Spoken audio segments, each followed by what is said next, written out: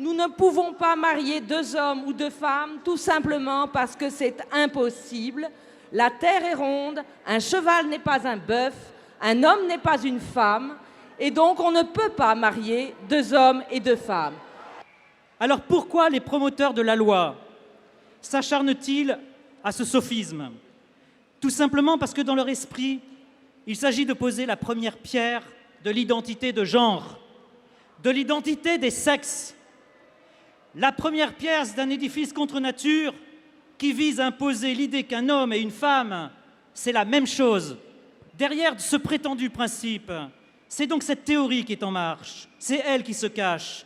Alors quand on parle de la théorie du genre, beaucoup de gens disent « c'est trop fumeux ». Qui peut croire une seconde à l'identité complète entre une femme et un homme?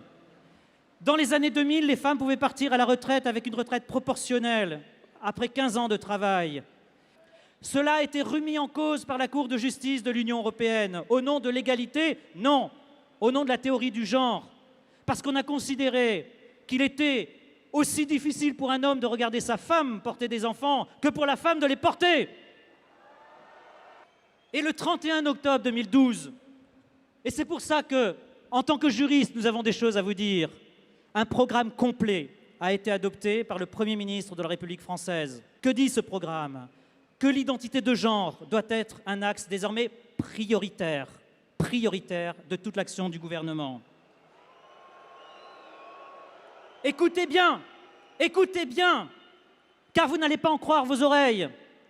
Les inspecteurs du travail devront incorporer l'identité de genre à toutes leurs évaluations dans les entreprises. Ce principe devra être mis au cœur de la charte de la fonction publique. Les partenaires sociaux devront l'incorporer aux avenants désormais. La question sera à l'ordre du jour de la conférence sociale.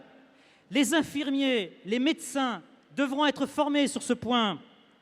Les maisons de retraite devront l'incorporer, sans doute pour faire comprendre aux personnes de 75 ans qu'elles ont peut-être cru à tort qu'elles étaient des hommes, mais qu'en réalité c'était des femmes. Dès l'école maternelle et l'école primaire, il faudra que des pédagogies soient mises en œuvre, et cela a été acté le 6 mars dernier, de façon à casser les stéréotypes et qu'on apprenne aux petits garçons de l'école primaire et maternelle que ce sont peut-être des petites filles, et aux petites filles que ce sont peut-être des petits garçons. Le Conseil supérieur de l'audiovisuel recevra des directives pour imposer que l'identité de genre soit à la télévision et à la radio. Et le ministère de la Culture devra valoriser l'histoire du mouvement LGBT par tous les moyens. L'idée est de subvertir complètement toute possibilité de différenciation entre les sexes. En quoi cela consiste?